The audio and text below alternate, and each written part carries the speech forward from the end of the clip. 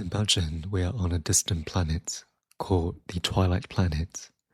Here, our society is deciding on whether or not to press a button that will reveal the consciousness of the rivers and the mountains.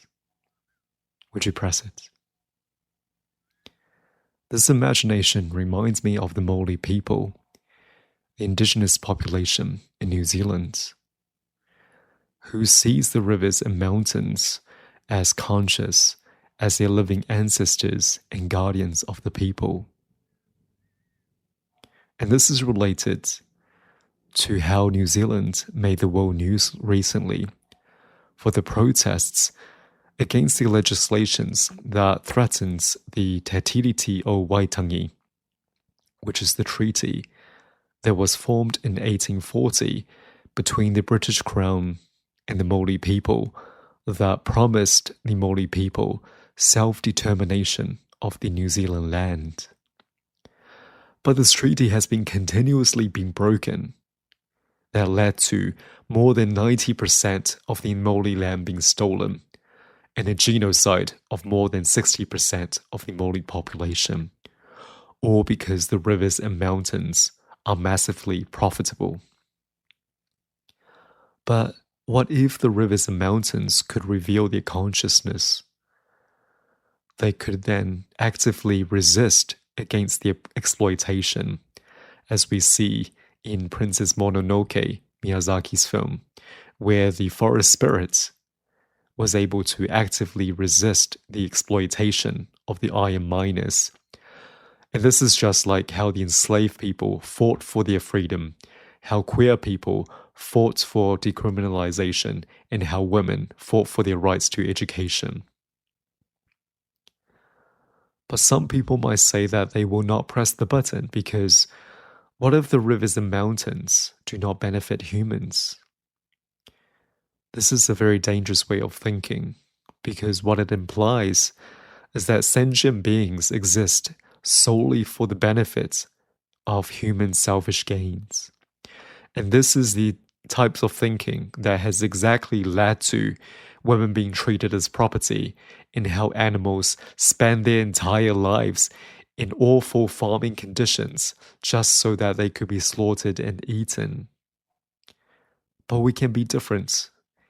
And we see this in the book, The Heartbeat of Wounded Knee, where the Ojibwe people shares a sacred relationship with the land that sustains it rather than depleting it.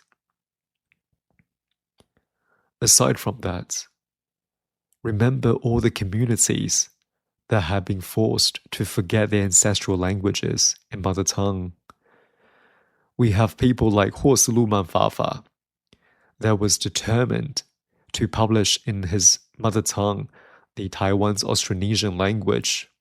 We have people like these that are actively reviving their culture that has been marginalized by colonization.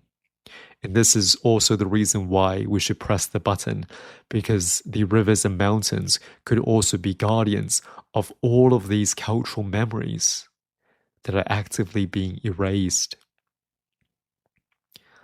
Some other people will say that they will not press the button because believing in the mountains and rivers being conscious is primitive, is savage, is backwards in our age of science and technology.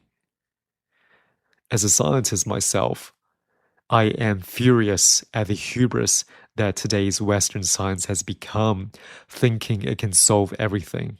It definitely does not. And we see this in Frank Herbert's Dune, where there was a prequel war fought against the AI that were enslaving humans, and how the Fremen people was able to resist imperialism precisely because they saw the land as conscious. The Maori people continues to experience oppression, experiencing substantial cultural erasure, all because of their continuous and persistent fight against exploitation of the rivers and mountains. What if the rivers and mountains have always been speaking, and we were simply too distracted to listen? The whispers of resistance, the cries for justice, and the echoes of ancestral wisdom. They're all there, waiting for someone brave enough to hear, someone willing to cross the boundary into the Twilight Planet.